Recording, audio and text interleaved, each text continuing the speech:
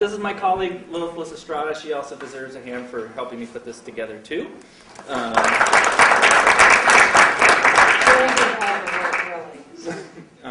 She's my moral support. Lilith is my compadre at the University of Washington. Whereas I do institutional reporting, she does a lot of our annual giving, student calling, segmentation, data modeling kind of stuff for our reporting group. But she also works outside of the university doing some consulting work for small nonprofits and helping them organize their data and getting things put together with the Ostara group. So. Hi. So, as you said, I kind of have two different jobs. It's all above board. I work only 4 days for the UW. And so when we were designing this conference, I think probably the only thing I had to do with it was trying to make it so there would be information for smaller nonprofits, because having gone out and worked with them, I've realized that it's one thing to have a team of 20 people in your information management group who you can ask questions to, and maybe you don't come up with the best solution, but you can at least talk to someone who knows what it is you're doing. But if you're the only person in your development office who does anything related to database work, it's really lonely and it's really hard to find the information you need. So I am a little curious in the audience, just kind of, how many of you are the sole person in your shop that does this stuff? And then how many, maybe you have 1 or 2 colleagues? Okay, and then is everyone else a bigger, more supported shop? Great. So I was trying to make the talk so it would be appropriate to kind of every level. Obviously, if you're in a smaller shop, you're not going to do quite the level of segmentation we do in the bigger shops. But I'm going to kind of go through the whole thing. So I wanted to, just start with why you segment. I think most people just kind of know this, but to think about it in the very basic way is not everyone in your database is the same. You're going to have your major donors. You're going to have people who are very involved in events and things like that. And it's not just how they are to you, but it's how they want to be to you. I think that there's been this shift in fundraising that instead of just looking at people as we want to categorize them, is to really look at our friends and donors and try and figure out what's the relationship they want to have with us, and how can we facilitate that relationship. And segmentation is one way to do that. We do it not just for annual giving, but we also do it for our magazine. There's 2 major magazines that are put out by the University of Washington that have very large populations. One is put out by the School of Medicine, and one is put out by our Alumni Association.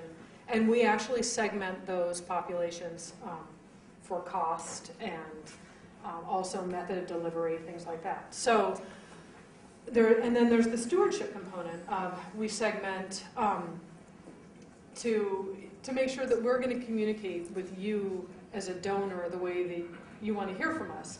Working with a food bank, and also I've been a donor to a food bank, and you think about, for me, if I'm giving to the food bank, I just want them to spend the money on food. I don't want them to have a dinner that they invite me to as a donor, because you should be buying food for people who need it, not for me. But some people really want to have kind of an insider relationship with your institution, and so you might segment your stewardship based more on, there's people who just want to be investors, they want to give you money, and they want to hear that you're doing what they wanted you to with that money. And there's some people who really want to feel like they know the ins and outs of your organization and kind of have the skinny on what's going on. So those are the main reasons why we might want to segment. Does anyone have other things that they do that I didn't kind of mention there? Because I'm sure there's additional reasons that we would segment. No? Okay. Wow. I think I've covered them all. So, the first step in segmenting is really having a clear idea of who is in your database. I've worked with organizations where there's 500 people in the database, and the way that they segment is they pull everyone out, and then they're like, okay, that person, no, let's delete them out of the list, and that person, oh, I know them, and they're actually on vacation, and so we'll delete them out. And what you're doing there is segmenting. But it's not the most efficient way. And I also hate to do work over and over and over again. I like to write a program and just make it do all the work and then tell everyone it takes the same amount of time. But, so I don't want to do the manual work because, you have the risk of error that you'll forget someone, or, you win the lottery. You want to be able to leave. You don't want to sit around and be like, okay, now, Carl, he doesn't like to get this newsletter. You just want to jet out of there. So if you have it all in your database coded, and you have the queries written, then someone can go in and say, oh, hey, here's the newsletter query. These must be the people. And you can look back and see, well, who's getting that newsletter and what are the criteria we're using. So, obviously, if you've got more people in your database, you already know that you have to code these things somehow and have some sort of structure and documentation. So there's also a lot of different codes and fields that I've seen people use to segment. A lot of them are your mail communication or your communication control codes, that maybe there's people who prefer nothing by mail. There's people who prefer only to get mail. They don't want to be called unless it's from this person. So in my segmentation, I actually have a lot of the different communication controls built in to these queries and stored procedures. There's also time of year. Some people have second homes, not probably many of us in this room, and they go somewhere else for certain times of the year. And so, at the University of Washington, we actually have events in those places where we have a large population that goes someplace for the winter. So you'd want to segment by, home type and, the season and things like that. You'd also want to segment by types of communication that they want to get. Some people never want to see, the report on the endowment they created. Some people only want to get newsletters from one area. They only want communications about one type of thing that your organization does. If you have like an international versus a national presence, maybe they only want to hear about your international work. So you kind of segment on that. And then also, I think the type of segmentation nearly everyone does is by donor amount. You're not going to send, most of us, an annual newsletter to someone who's given you, $5 million last week. So, or an annual solicitation. So you're going to try and segment by, is this going to be someone that we're going to ask for a lot of money versus can we just go ahead and ask them for that $25 now? I already mentioned the kind of stewardship things that you might segment by, and then also you might segment by where they donate to. And for universities, that's one of the main things we use, be it right or be it wrong. But before you can do any of this segmentation, first you have to kind of define, these are the people in our database, these are the types of things we're interested in, and this is how we're going to identify those people. And so you go through from your market definition. You're working with your development officer or your annual fund manager, and you're figuring out with them, okay, when you say you want all donors, what do you mean? Do you want any donor ever who's ever thought about giving us money, or do you want anyone who's given to a specific type of fund within a certain time frame? And so you really work with your end user, the person, if you have that person. If you're not that person, but even if you are, then you would document exactly what that definition means. And then you have to figure out, do we already have that, a place to store that? Do we have that coded? How can we go about gathering that information and making sure it's in the database in usable form? In my work at the UW, we have an entire team devoted to figuring out where the codes go and what they're going to be and who's going to enter them. With small nonprofits that I've worked with, it is really, okay, well, let's get out your manual on your database that isn't supported anymore, and we'll figure out where we can put this code, and let's make them up based on how we're going to want to mail to these people. So, even when it's just you, that you need to go through and do that step and really document how you've done it and the decisions that you've made. And, then if you change your mind later, you want to make sure that you really think through the impact of that, because the problem with creating a structure is then, you go poke at it and the whole thing can tumble. So without documentation and definitions, you can cause yourself more trouble than you want. And, the most important part when you're doing all these segmentation specifications is you want to make sure and kind of check back in, you have your your internal client of your annual fund manager or whatever, and you want to really think through, is this really how our donors want us to communicate? I mean, they may have a brilliant plan, but it just doesn't pass the logic test, you know, or it just may be unsustainable. Or it may be overly complicated. Not that anyone would ever come up with that. But, you know, for a long time, we did in the School of Medicine, which is about half of the University of Washington when it comes to fundraising, they ran their own annual fund program. I wrote the programs for both of them. And they solicited by department. They solicited their residents by department. And I don't know, there's maybe 25 different departments, and they can be coded a variety of ways because they don't come through our normal process. Or they may just not be coded, is the other option. And, you know, and so we had this huge structure in place, and I really don't know the politics, thankfully, of how that got switched over to central, and we quit soliciting by department for them, and it really didn't make any difference. So, you know, you kind of have to think through, is this important to the donor? You know, you may want to segment down so there's only 10 people in each segment, but, you know, is this making logical sense with how we talk to people normally? Or can you just go and look those 10 people up and handwrite them, and I don't even have to do this query for you? It's the other option. So I'm going to walk through just a few examples of how I've seen things done. Obviously, I won't have too many different examples on smaller organizations because they just don't have the data to support. And once again, it doesn't meet any logical test because you do end up with 10 people in every segment. But for the smaller organizations, you know, that I've worked with a museum that puts on, it goes to different air show events. And so one of the ways that they would segment is they would want to make sure when they're doing their mailings of notifications about different events that they'd want to make sure they're segmented by who attended that event last year. If they're going to an air show in North Carolina, you know, maybe they might want to tell a few people who are interested in everything, maybe they're insiders, but they're not going to tell, you know, someone who went to the Everett Air Show who isn't going to travel to North Carolina.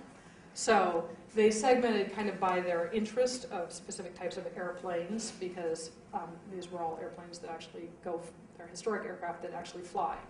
And so if they were going to take one of them out to fly, they would segment by the people who were interested in that particular aircraft. They'd also segment by the people who had attended events in specific regions. And then they also had, you know, their people who they're volunteered and would actually work on the planes and things like that. And so they had kind of a segment for their dedicated, you know, participants, their insiders. So that's just kind of one way that a smaller organization really tried to focus their communications to their population, even though it was really, you know, less than, I'd say, about 1,000 people in their database. But that type of segmentation made sense because they were really letting people know about the events and about the information that was specific to their individual interests. There's also, I've done some work at a food bank, which is also a very small organization. And that is more focused on the donor and that is, I think, what we think of most when we think just generic segmentation is just by donor amount and recency, is that's how they segment. You know, less than 500 people, you know, you're really not going to segment much more than that. There's just not much purpose in that. And then I can tell you the overwhelming example of how we do it at the University of Washington for our annual giving. This will be a long, lengthy one, but I'm hoping that an example that is very complex will, you know, give you enough thoughts about how it might work on a smaller scale and just kind of go through the process. So one thing that we have, and I'm kind of interested in how many people have this versus just report out of their database, is we actually have a reporting database that hangs off of our database we use at DANCE. So does anyone else have a standalone reporting system that's separate? Okay, so a few people do. It's actually, it can be helpful if you have information you want to segment on that you can't keep in your database. Or if you're stuck with the system where the query to extract the data was written 10 years ago and it doesn't meet the needs you have now. One thing you can do, and I don't know if anyone went to Mike's thing, but I'm pretty sure he probably talked about how much he hates shadow databases, but one thing you can do, if you have a system that just doesn't meet your needs, and it isn't an option to change, is to, you pull out your data and you have maybe an access database that you pull it in. And what's nice is that pretty much everyone has access because it comes with Microsoft. And you can write different queries that will kind of do that segmentation. And you can store them, so if you pull your data out every time, then you can just run through those series of queries. And that would be almost creating a little standalone reporting system for you, where you've got some business logic that's previously built and stored that maybe you can't fit into the database you have now. So obviously, we have something much bigger because we have a whole team of people to do this. So we have a SQL Server 2008 database that nightly pulls data out of Advance, and it also stores additional data from other sources. I know, I feel embarrassed. It's like when you come and you talk to people and you're like, and then I've got a boat, and but this is just what happens when you work in a big institution, is you get a lot of people who know a lot of stuff and can do really great things for you. So in that nightly pull, we actually have some things that happen before they even hit our database, and they create extract tables that will wrap a lot of the data and put a lot of the business rules in place. That's managed by our central computing team. Changes, not that they're not great to work with and they aren't responsive, but I can't go in and reprogram their programs. So we also have some other extract tables that I maintain that deal specifically with segmentation. So we have what we call the solicitation extract, which we use for our annual giving appeals. And that is a stored procedure that was probably written by Mike Messiah when he was 18. And it has been altered. That was about 7 years ago, you're right. So I've modified it a lot. Working with the annual giving team, as everyone knows, things change, ideas come into vogue, or different units decide they're going to form a whole new college and need to be merged with someone else. But I create that table, and it basically goes through and it looks at all of the different things that we have already defined as segmenting you. So there's people, we have our prospects, our big donors. We're going to hit them up for annual gifts if they haven't already given this year, and if they're not in 30 days to being asked of a major gift, or just been asked and haven't responded to a major gift. So I take, that's like 4 different codes. I take all that information, wrap it into one flag in my solicitation extract that says, are they in an exclude stage? And then if yes, then I don't have to go out and look at that. And when the prospect research team changes their definitions, I just have to go change it in one place, and I don't have to remember every time I want to pull something that code has changed. So I have that built in. I also have all the mail controls, because some people want to receive department newsletters but not annual giving solicitations. So I have that built in. Are they mailable? That's just a yes/no flag. I don't need to go out and look at the 8 different codes that pertain to whether they're mailable. I have the same thing for our phone, because we use that. We use the solicitation extract for the phone's segmentation also. I also go in and, because it couldn't be easy, we household group it for the mailing, because people get really annoyed when you send them 2 letters. And we call according to individuals. Of course, we have a lot of alumni who are married to other alumni. And so we have to figure out what segment you fall into as an individual and what segment you fall into as a household. So we go through and look at all of the degrees that you hold and all of the degree that your spouse hold, and then we determine if you and your wife both graduated from engineering, then you're in the engineering calling segment and the engineering mailing segment. But if you graduated from the School of Dance and your wife graduated from engineering, then you go into, for calling, you go into your own specific segment, but for mailing, we put you into a multi-affinity and you get a generic letter. And then also, if you donate, that the donating trumps. We figure if we don't know anything about you, we assume that you liked the school or department you graduated from. But if you did graduate from engineering but only give to dance, then we figure, you know, maybe your life changed course, you know, and now you're really into supporting dance. So we're not even going to talk to you about engineering because you're not given to it, so you don't care enough to really let engineering own you anymore. And so then we put you into the dance segment, and we just completely ignore where you graduated from. And we do the same thing with if you give one place. And we go by the legal donor, which we know is not always accurate.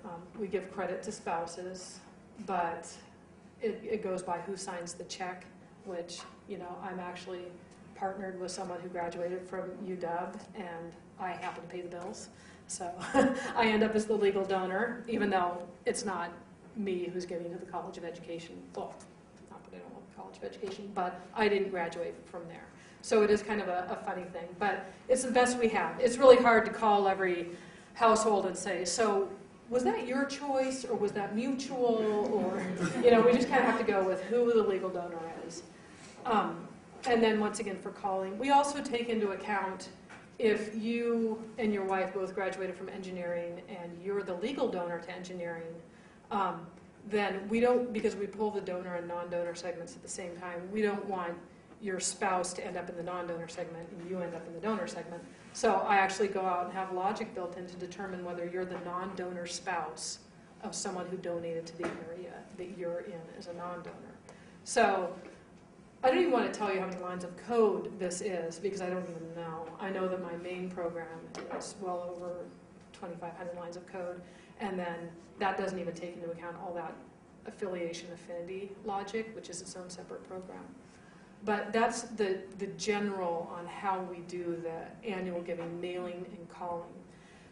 We've also, in those segments, for calling, we've automated, I know, I'm sorry, I'm just seeing some people looking like, you know, but that we have an automated system to pull down the calling segments. So we have figured out what the variable criteria are for calling segments.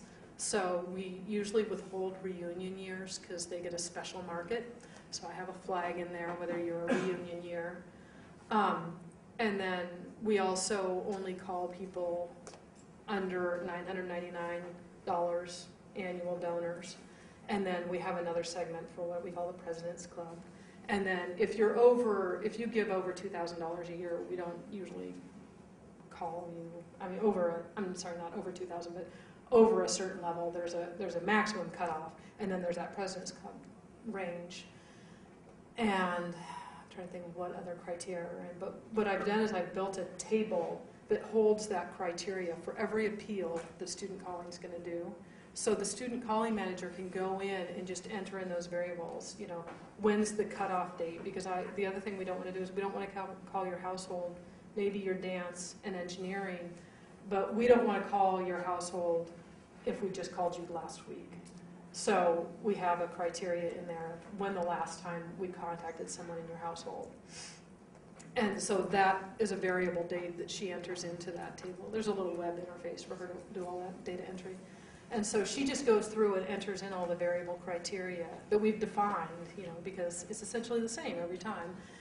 And then she runs that, she pushes the button, and it runs the stored procedure that goes out, finds everyone who meets that criteria, and returns an ID list. And then we have another process that just pulls the exact same format every time, because I'm all about making it easy. It pulls out that calling segment with all the data that we need. I mean, there's obviously, you're never going to get to the point where you have 100% standardization, because there's always going to be a few one-offs, and you don't need to get there. If you do that, it becomes overly rigid, and you don't have the flexibility to come up, to be able to respond to a really great idea. So we do have, you know, these standards, the standard segmentation, and then we have people come up with, you know, these other, hey, I've got an idea. What happens if we were to call the marching band people? You know, can you do that? And so, but based on all those criteria that I know are going to boot them out, you know, instead of just saying, oh, well, it looks like we have 600 people who are coded as being participants in the marching band, I can say, okay, it's 600 people is our base population, because this is what always happens is, oh, let's pull this segment. Okay, well, you got 600 people coded as marching band, but when you get down to have a valid phone number, haven't been called, haven't given, and all the other standard criteria, you've got 10 people left, and no, we're not doing that, you know. So that is why having those kind of standards for segmentation are so important, because you can on the fly calculate whether this would be a viable market for the future. And then there's also, in addition to this kind of standardized, the annual giving, which runs pretty much all of our solicitations for our annual fund, we have the School of Medicine, who, like I said, now their main letter goes out with the central annual giving letter, but they also have their own kind of giving club levels, and since they're big enough, we accommodate them. Some other schools would like to have this kind of service, but they just don't have, it's a return on investment. You're not going to raise that much more money if I do this for you. It's not going to be worth the time you're spending on me. So the School of Medicine has their own extract table, and it actually talks to that solicitation extract table, because I go through and calculate all of the School of Medicine standard things. That they have their own gift club level. They have their MD reunion year is a very different thing. Reunion years are not as big in public institutions as they are in a lot of private institutions. So we really only do 50th reunion at UW, but MDs, it's a different deal. They really go with their cohort, and they actually do reunion year events at different levels. So I actually, in that medicine extract, calculate the MD reunion year and a whole bunch of the other medicine-specific kind of things. And then it goes back, and when it's done running, it talks back to the annual giving solicitation extract and says, okay, this person, he falls into one of medicine's segments, so exclude him from everyone else. So, and that's just the kind of the two big segmentations that we do for annual giving. We also do the magazine segmentation, and this is kind of a different way of doing it. Before we used to mail the magazines to everyone, but I think they're like $4 to make the magazine and mail it. And once you get to a point where you're mailing, a magazine 3-4 times a year to someone who's never responded to anything you've sent them for the last 20 years, then you start thinking, how much am I spending on someone where I'm not going to get, they don't seem to want to engage back with us. So, do we have the money? And really the thing is, we don't have money at this point to mail to everyone that we used to mail to. So I worked with the people who produced this magazine, and we tried to figure out how we can really pare down that cost. And, basically that ends up being by trying to target people who seem to be interested. There's people who actually, if for some reason they didn't get their magazine, they call and ask. Well, we put them on the list of people who actually always want to get the magazine. So now we know, no matter what, we're going to give them a mail version. There's also people who don't ever want to get the magazine. And then there's this huge pool of alumni who we had to kind of figure out, it sounds bad to say it, are they worth getting the magazine? Is it worth spending the money to send them the magazine? So we went through and looked at the different criteria. Since it's done by the Alumni Association, we code for whether they're Alumni Association members. We assume if you've gone through that and put up the money, then you want to hear from the Alumni Association. So we have that they kind of end up in the mailing pool. If you're a donor, we actually got the UW Alumni Association distribution people to talk to the people who deal with the annual fund and tried to come up with, can we use the same definition? Which is very nice. Instead of having to recalculate and then have them say, well, how come we have, this many donors, and you say over here we have this many, that we use the same definition for donors. And so we give priority to donors. We also segmented by campus, because then we don't have to pay for postage, so it cut down on the cost. So for our faculty and staff, we thought, oh, what a brilliant idea. We'll just send it to their campus box number, and that'll save us like $1. Except for that there's a few campus box numbers, it turns out they just send the boxes of the magazine back to us. And because they didn't want to sort through. We have a lot of medical faculty affiliated with children's, and then there's this whole other affiliated faculty who actually never go to their campus box. I did not know that until we started doing this. And so then we kind of had to say, okay, well then let's include that in that segmentation. So I actually go through and if you're a high priority and you're foreign, you actually will get a magazine. If you said you absolutely want this magazine, you can live pretty much anywhere in the world, we'll send you one. If you haven't said that and you're foreign and you're not a donor and you're not an alumni association, it's US, Canada only. And then I go through and I put in all the Canadian because they have to be separated out. And then with the US mailing, I go through and figure out, are you a donor, are you an alumni association? Are you over 35? Or have you graduated in the last 10 years? If you're under 35 or graduated in the last 10 years and you're not a donor or an alumni association member, you'll get an email version. Or if you've told us you'd rather have the email version. That was a cost-cutting measure. So I actually end up, for one magazine, I end up with 5 different lists on the outside. So, and that really was to reduce costs. I do something kind of similar for the medicine magazine, but we also have the added complication of they like to send that one to organizations, which we don't normally send to. Yes? What percentage of people opt for the email version? Right now we have a fairly small percentage, but actually that was how we dealt with those campus box numbers that wouldn't deliver, is we had the administrators for those departments, and this was working with the med magazine, because no one, that's the thing about a big institution, it's great because you get people doing all the different jobs, but then you also have everyone does their own job. So trying to get people to coordinate, it's like, okay, we have the same problem. But what we did was we had the administrators for those box numbers go out and actually talk to people in the department, and they all said, we want email. And so that probably tripled our email only.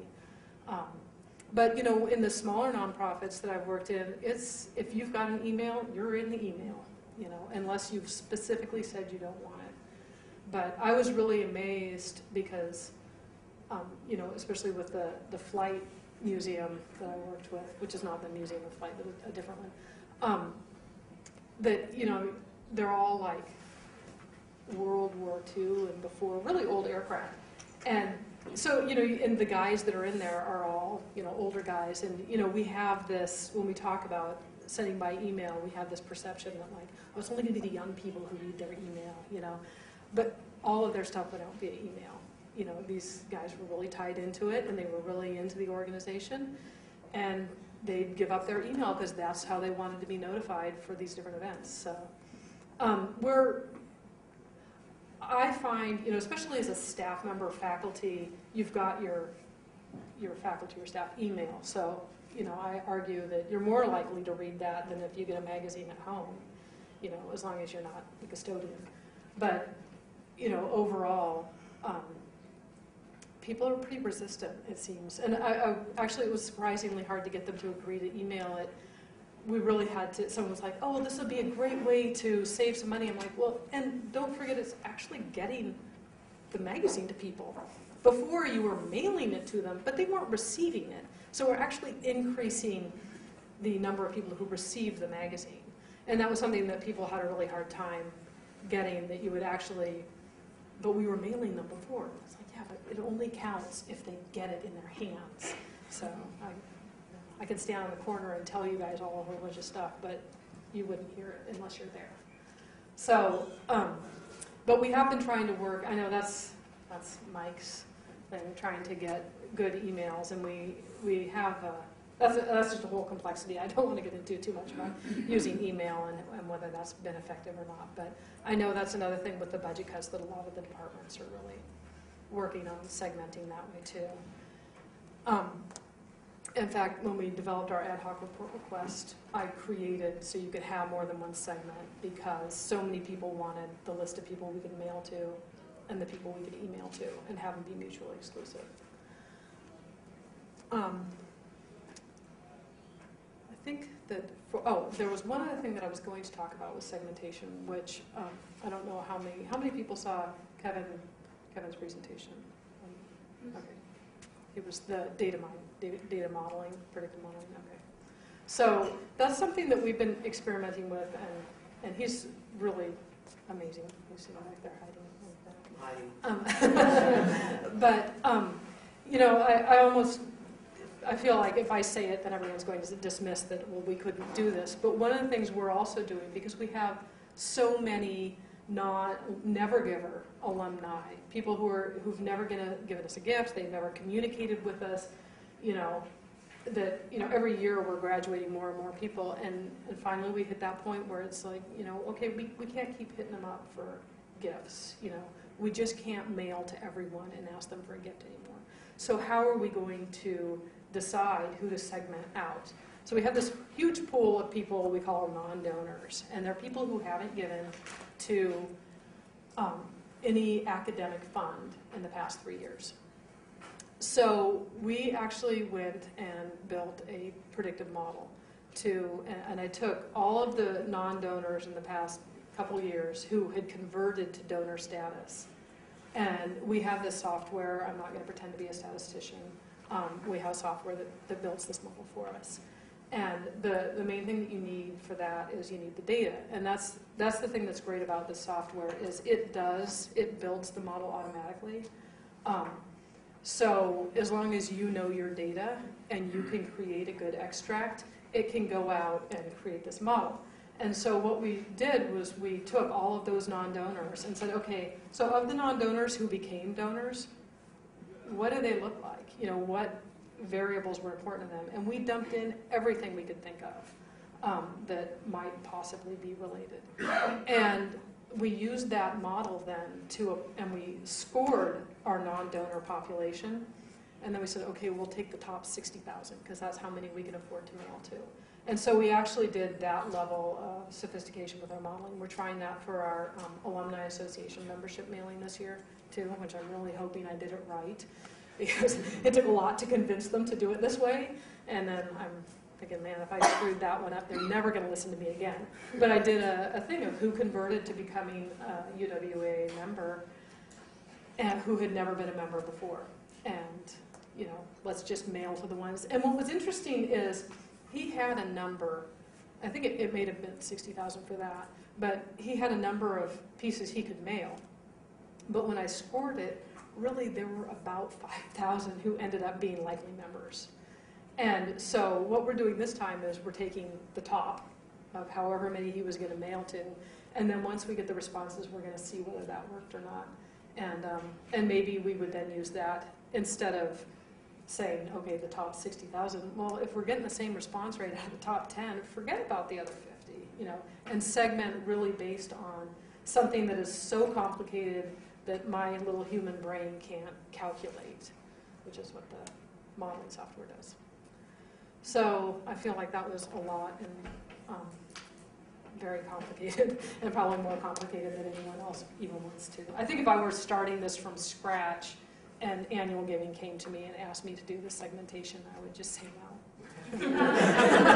But I had the work of many other people before me to build upon and pilfer their code and use their logic. So, How do we manage people who fall into a lot of segments so that we don't over-communicate? well, that is one of the issues. And ideally, thank you for asking me a question about the thing we don't do well.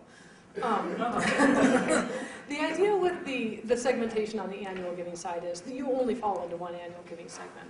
And the same with so we're really only going to ask you for money on the annual giving cycle, that you don't end up in 8 different segments. And that was the whole reason behind that. Now what the departments do, the advantage is they don't have to pay for the annual giving solicitation, so that's a huge incentive for them to not send out another solicitation.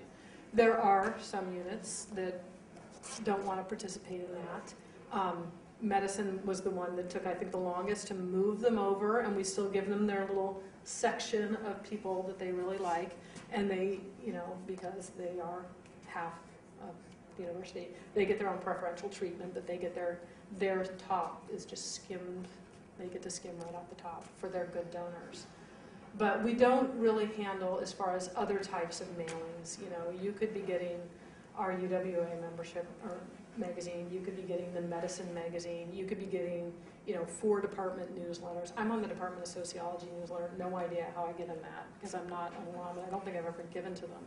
But they must know me somehow. I put you on the seated mail list. I wouldn't know if I was on that.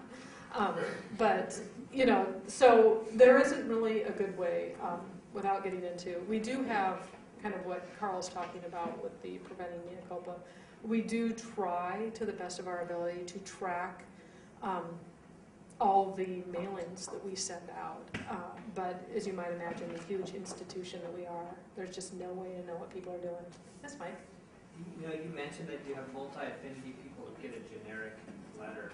And I think it might be better to describe that letter as something that hits on all of their different affiliations, which, you know, our annual giving people work really hard to be able to construct a letter that merges in a lot of variables. And so if you have 3 or 4 affiliations, the letter you get, you know, we hope touches on those things and then gives you the option to select one or more of those things. So I think that's another good way that we deal with it. So we got the schools and units to agree that they would share a piece of correspondence in the fall, rather than trying to beat each other, you know, to the let's see who can get the mail out fastest, and we're dumping on people in July, you know. I propose they all just get a big mud wrestling pit, and because I thought the entertainment value would be way better than watching me program, but no one went for that.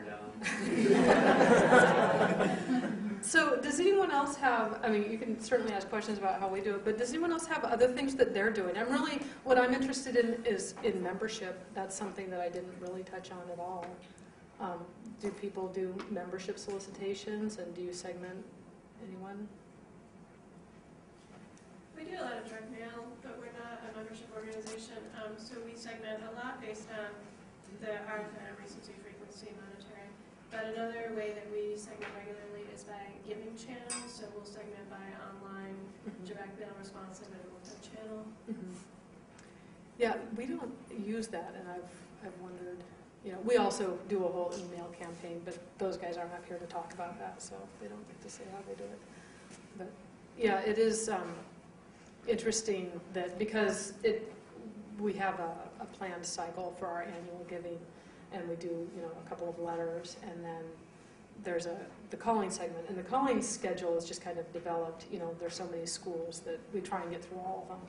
But the best way, if you went to the UW, just send $5 in on July 1st, and you won't be hit up for anything, because the first thing we do is look to see whether you've given this year. So, yeah. I thought it was interesting that you mentioned that for your major donors that fall into your segmentations, that they're pulled out only if they've given either already during the year or they're expected to have an ask in the next 30 days. How did you get that buy-in? Because for us, our major donors are completely hands-off from any direct mail solicitation, and what happens is, especially with our last campaign, we had thousands of people who were hands-off, and then major gift officers never got around to asking, so they weren't asked for 6 years. I think that was the key. And now they're cold. Yes. And how do you get buy-in to, okay, if you're not going to ask in 30 days, they're going to get that mail. Yeah, actually that just changed, because we used to include a different code that was an ask within the next year, but then we found a specific person who I won't mention, but we all know who she is, who had coded literally like hundreds and hundreds of people like that, and that's when. But I'm not sure. I bet Walt could actually speak to that. We created a report to demonstrate that they were not being asked. We had we rolled up the campaign at the end and showed that we had identified several thousand prospects who never received a call or a letter because they have been excluded, like what you're saying. Right. So, and that was compelling evidence. They didn't give an annual gift. They didn't even get asked for a major gift, much less give a major gift. And we paired that up with evidence that people who do get calls, who do get the letters, are more likely to eventually be major gift donors too. So those two things really mesh well. That data that Mike's talking about was demonstrated that for individuals who gave $1 million contribution, and pick your number, it doesn't have to be $1 million, in any 1 year, that is, gave $1 million, they had 23 previous years of giving on average. So some had more and some had less. And that was what we coupled with the fact that if you don't write them, you don't start accumulating the 23 years, much less the millions. I'll tell you one thing we do at James Madison, and we're doing it right now,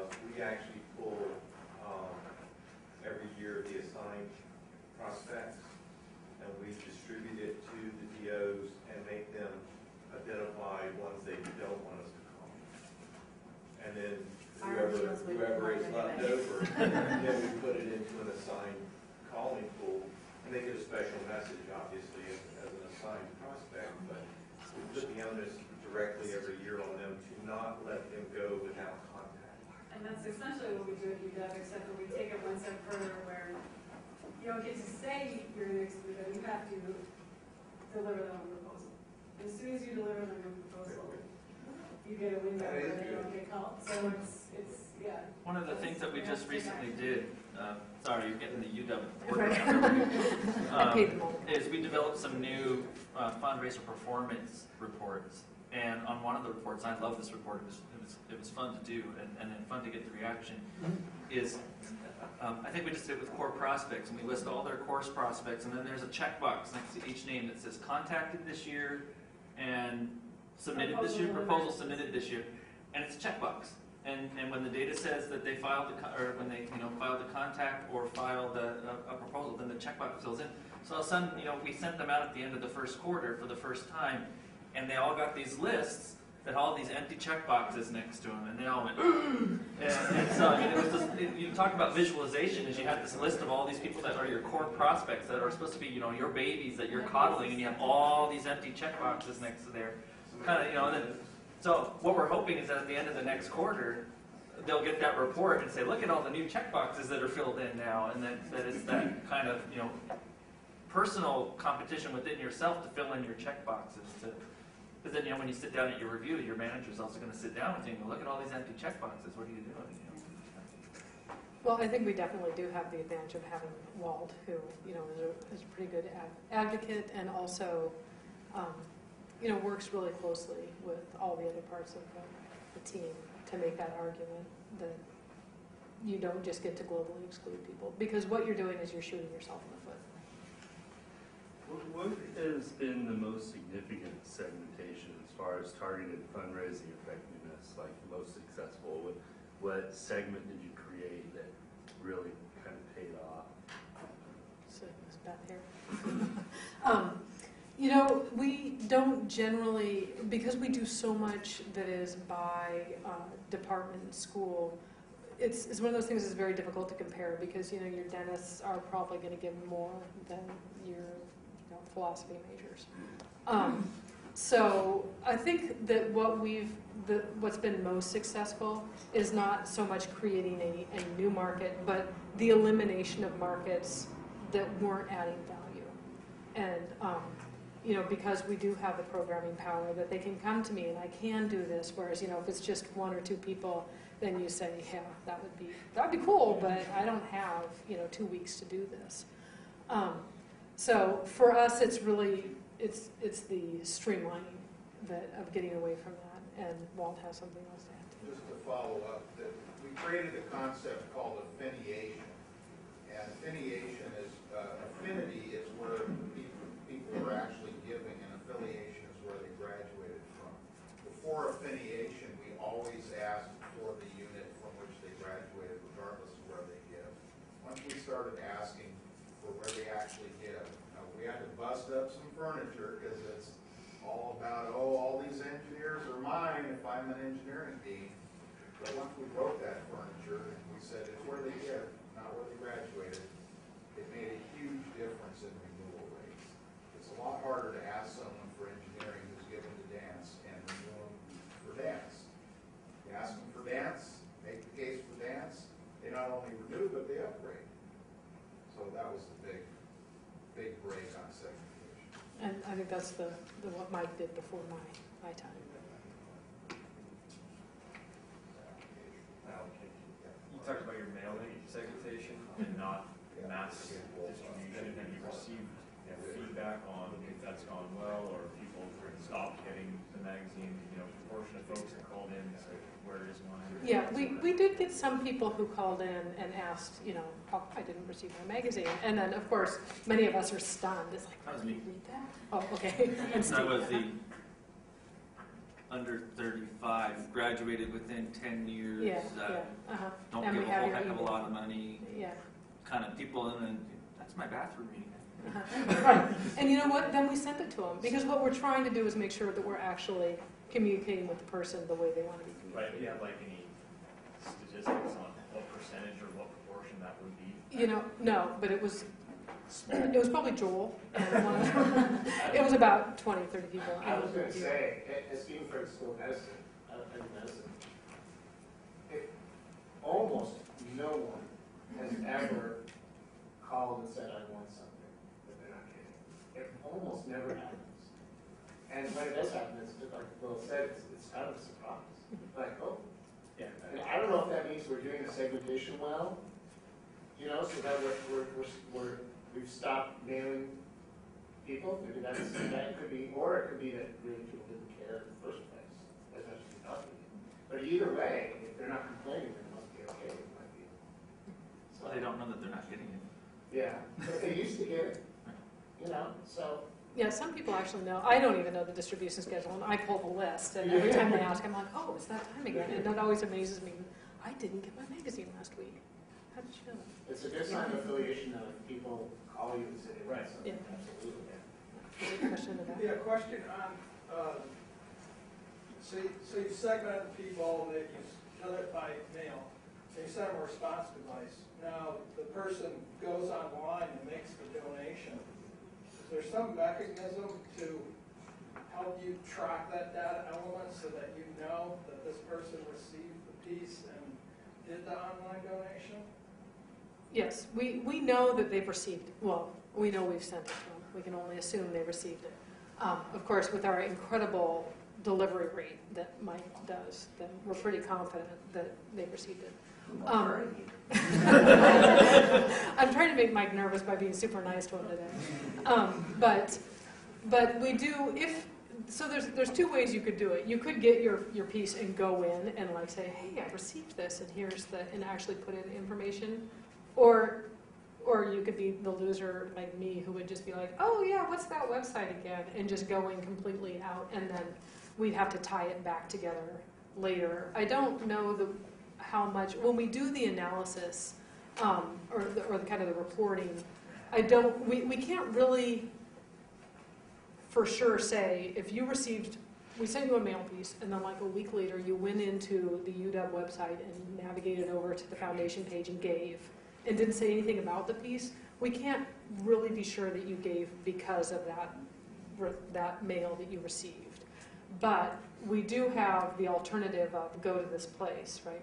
My Yeah, actually knows more about that. and one thing, because of these store procedure, and because this is so, we have a system down for this, the one area of our CRM where we really account well for having sent out a piece and contacting someone is in annual giving appeals.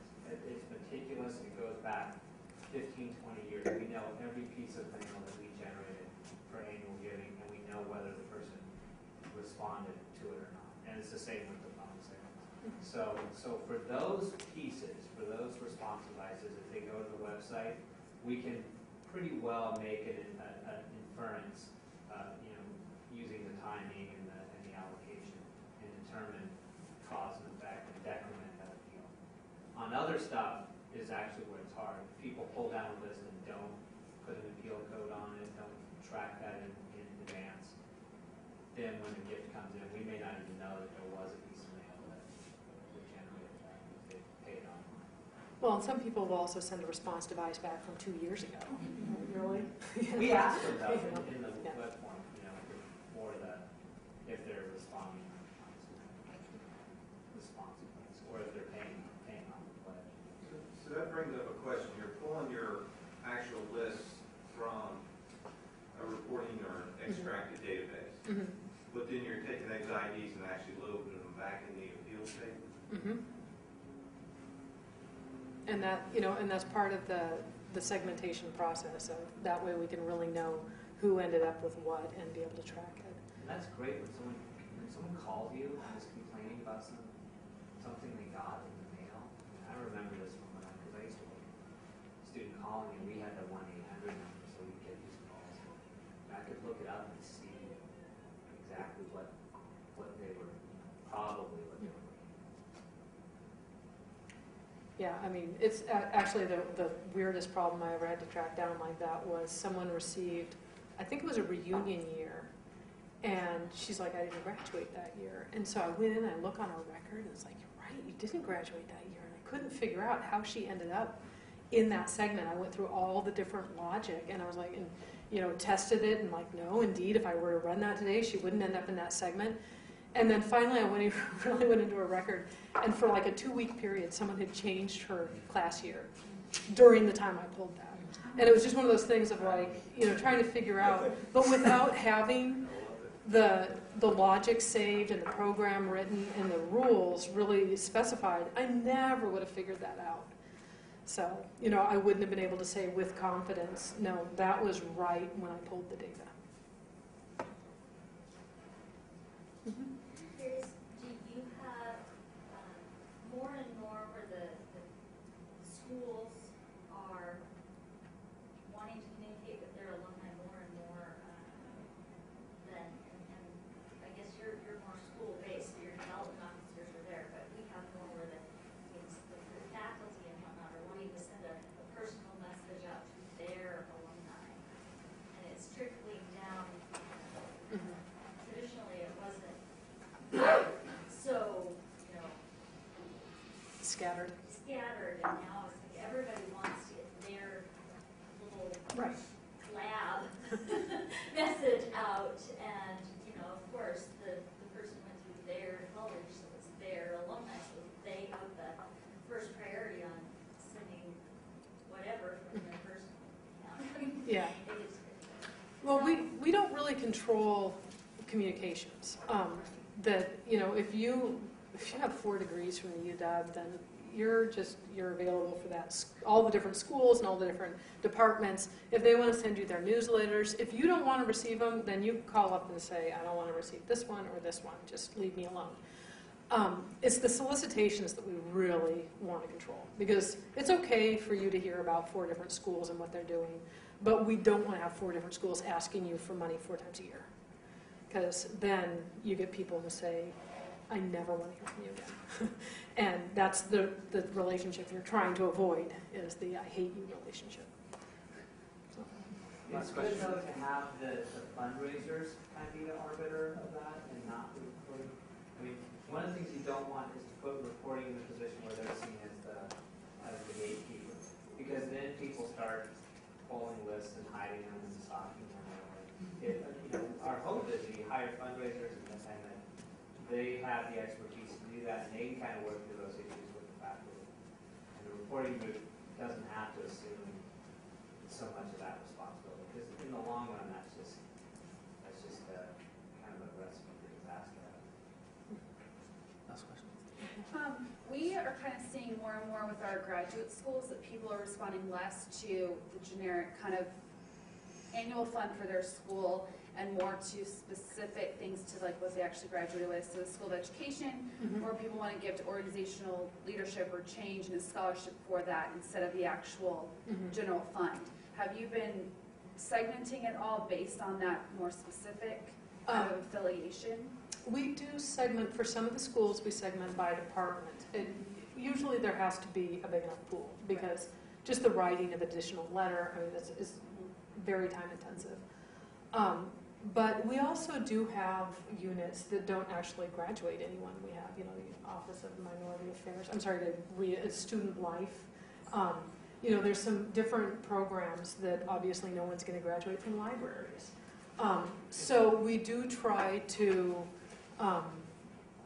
segment those people, and that's something that's always under negotiation. I think if they were bigger, they'd probably have a little bit more power.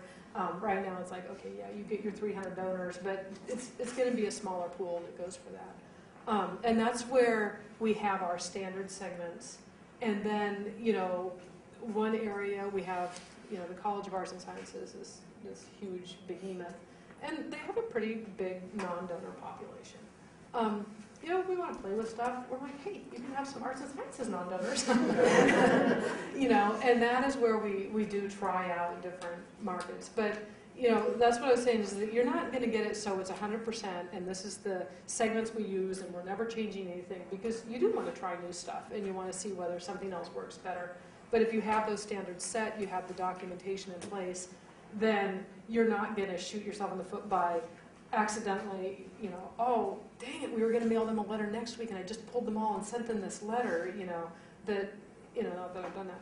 But you can be a little bit more sure about, okay, here's my pool. These people weren't going to really get anything very special, or I can pull them out and we can test the market with them. So. You're gonna have to use the orchestra. Yeah. Well, thank you all very much. I hope that this kind of met what you were looking for. I wasn't sure what direction to go for it. But if you have any more questions, I'd be happy to give you my card or chat afterwards. Your contact information is in the thing.